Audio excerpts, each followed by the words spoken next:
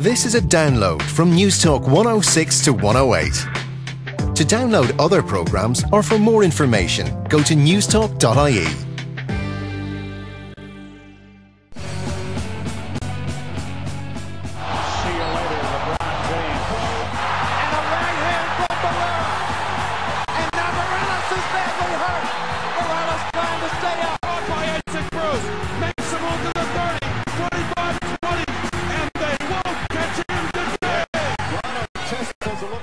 Brian Murphy from KNBR Sports Radio in San Francisco joins us now, as he does every Tuesday evening. Brian, how are you? Ciarán, I'm great, and I'm hoping you guys are in top form because two of my dear compadres from the Murph and Max show are in Dublin, Ireland this week. Ah, very good. Patrick Connor and Dan Dibley, who from our show, they're on a big old booze up put on by Jameson, nice. And they're just absolutely stealing money.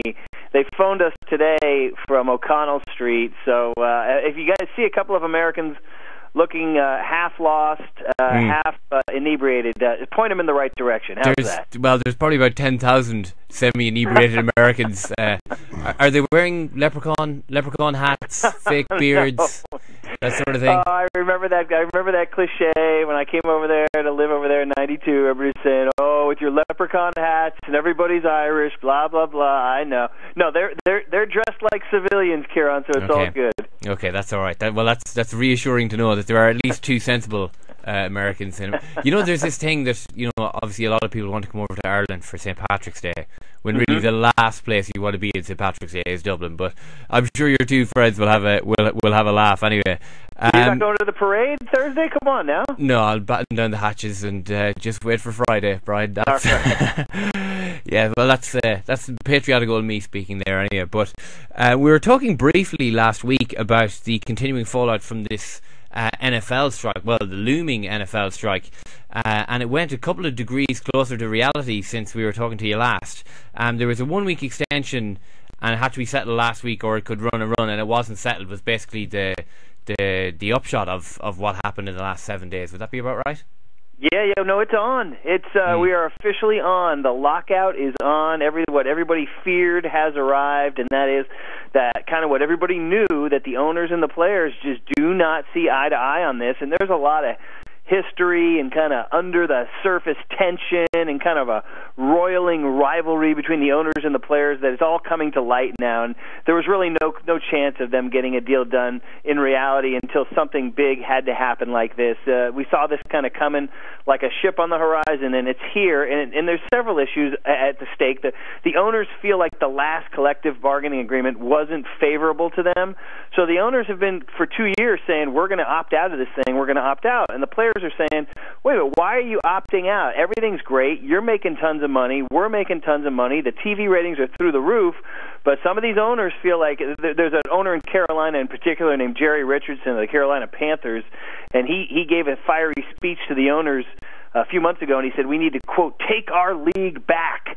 So that's the kind of attitude of the owners, that they feel like the players have been getting too much of the pie. And so, sure enough, when Friday came and there was no agreement, the players, it gets a little complicated, but the players did what they called decertified the union, which means that the owners can then be seen as in violation of the Antitrust Act as a monopoly, and as a result, the players are suing them for violating the Sherman Antitrust Act. I know this is getting very complex and boring, but it's kind of inside American jurisprudence history. This goes back to Supreme Court cases 100 years ago. But anyway, the players have now sued the owners, saying that you're in violation of the Sherman Antitrust Act unless you do certain things.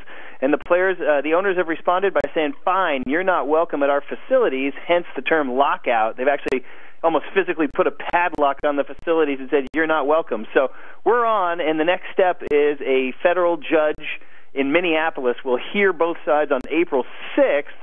There's a chance, Ciarán, it could get settled as soon as then. The federal judge could rule in favor of the players, force the owners to open the building back up, make them work under the old collective bargaining agreement, and we'd be back and running. But we don't know that until April 6th. Even if the judge rules against the players, though, surely the players can continue to strike. I mean, if they think that the owners aren't paying them enough, they can still refuse to play. And if they're not going to play, then nobody gets anything. Yeah, if the judge rules against the players, then we're in for a long haul, and it could be some people are calling it Armageddon, like the 2011 season. If the judge says that the owners can continue to lock the players out, we're looking at, seriously, guys, into late summer, maybe into September, and now we're getting into missing games, and that's where it gets really, really serious, because the last time we had a strike in the NFL was 1987, and it was a different league then. While it was very, very, very popular, it was also pretty much even with baseball, if not a little bit behind. But in the last 25 years, football has exploded to become America's most popular sport, and they've never had any problem with labor in the last 25 years, whereas baseball had the devastating strike of 1994, which caused baseball to really take two steps back in a lot of Americans' minds and cleared the way for football to become the most popular sport in the country. So if we get to that point, if the judge rules with the owners on April 6th and the players continue to strike, we could be looking at into September, missed games, and then people start really, having to reevaluate their relationship with pro football, America's most popular game. Brian, is pro sports in the United States the only economic sector in which strikes seem to happen with such regularity? You mean is pro football or pro sport? Pro sport. I mean, do you never kind of tend to hear of, the railway workers striking and so on? I mean, I don't know. Maybe it's a good point. It's a great question and a great point. At different time in American history, you had a lot more of that. Your steel workers, your air traffic control. Famously, there's been sort of an anti-union movement in the last 20, 30 years, which, without getting into too much personal politics, distresses me. I'm very pro-labor, and what happened was in the early 80s there was a huge incident where the air traffic controllers were going to go on strike, and Ronald Reagan, who many people view as a very controversial president for ways he was beloved by many and reviled by many too, he basically pulled a pretty much a union busting move that was the last great strike in the union busters really won that one, and unions haven't had a great stand since then. All through the early part of the 20th century, a lot of American business was defined by unions and defined by strikes, and you're right, steel workers and all those people would do that, railway workers, but unions have been significantly weakened in the last 30 years, so it's an excellent observation, and really it actually points out that the sports unions are arguably the toughest and strongest unions in all of American business. Yeah, and it's strange, I suppose, that you would think of multi-million pro footballers as they're quite unlikely labour heroes, really. But, what's your gut feeling? But they are. Yeah, well, what's your gut feeling? Do you think the season will start on schedule in September? My feeling, and I'm just guessing, I can't tell you what the federal judge is going to do, but the first ruling from the federal judge was in favor of the players. So based on that tea leaf, I'm going to say that the players will win the second one too, and we'll go back to the old collective bargaining agreement, much to the owners' dismay. They'll be grinding their molars. They'll be upset. They'll be furious in the back of their town cars and their chauffeured limos as they drive around. And I'm just guessing that the judge will rule in favor of the players, and we'll be back in business by the summertime. But that's just a guess, guys. That could go the other way. Yeah, well, we'll keep an eye on it with you anyway over the next couple of months. But it's March Madness. We couldn't talk to you this week and not talk to you about March Madness. And we talk about it every year as really a huge thing in American sport. But I want to talk to you a little bit about Brandon Davies, Brian, if at all possible. He's a Brigham Young University centre, 6'9", and he's been suspended by his own college for having premarital sex with his girlfriend. You better explain the background of this. This is a wild, wild story. It really is one of the more remarkable stories in recent college sports memory. One of the most interesting things about college sport, there's two interesting things about college sports. One is how incredibly popular they are here in America. College football and college basketball are enormously popular, almost as popular as pro football and pro baseball. So there's a huge degree of interest, and as a result, there's been, in the last 30, 40 years, a tremendous amount of corruption in college sports. Players getting paid illegally. These are supposed to be amateurs. They're supposed to be just quote-unquote student athletes who are doing it for the glory of the old school, but that is such an ancient and antiquated thought. The reality is, and we've talked about this on the show, like Miami University and other schools that have kept players that are armed to the teeth with guns, they're committing crimes, and schools are looking the other way generally to kind of get the best players on the field.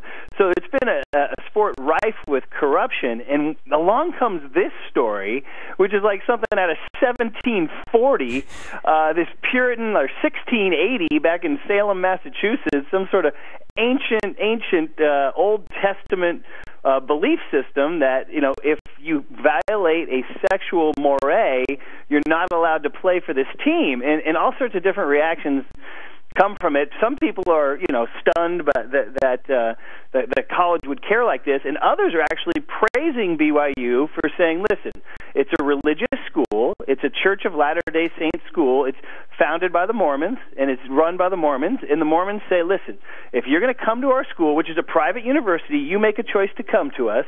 If you are, you will sign what we call an honor code. And like I said, this is like in college sports today, the idea of an honor code is such a laughable thing in some circles, but BYU doesn't think it's funny at all. They see it as a very moralistic thing. It's true to their mission, true to their statement, and they say things like you can't drink alcohol, you can't take caffeine, you can't take drugs, you'll go to church, and you won't engage in premarital sex.